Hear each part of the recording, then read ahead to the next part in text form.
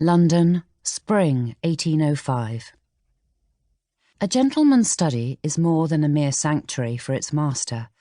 For it to be that true beacon of masculinity, the room must be formidable and austere, a place that conveys all the proper pride, pomp, and circumstance that is due to its denizen as he conducts his business and intimidates his underlings.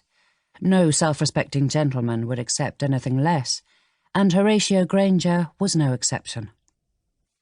However, young Miss Tabitha had never felt such trepidation in her father's study.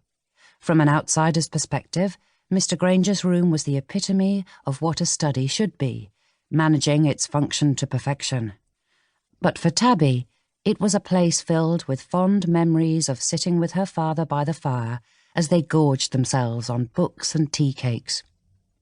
Though plenty of people found Mr. Granger to be an imposing man, Tabby knew her papa to be more bluster than bile, and visiting him in his study had never caused Tabby an ounce of dread or dismay.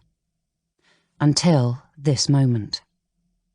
Clenching her fists in her skirts, Tabby watched her father's face.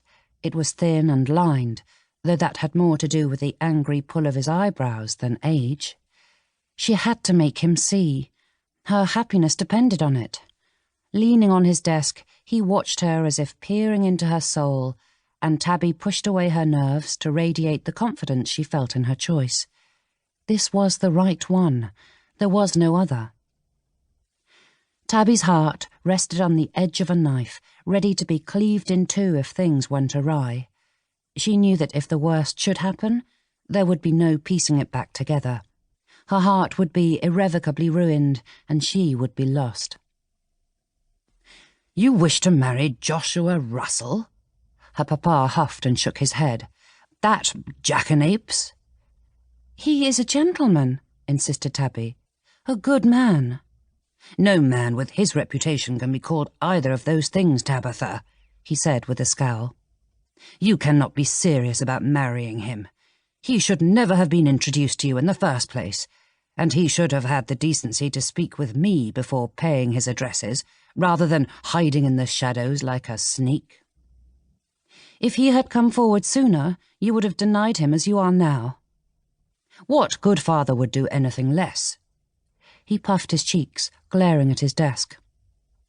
"If I'd had any clue that he was sniffing around, I would have packed you off into the country post-haste." Tabby held herself in her chair, though she felt compelled to get on her knees and beg.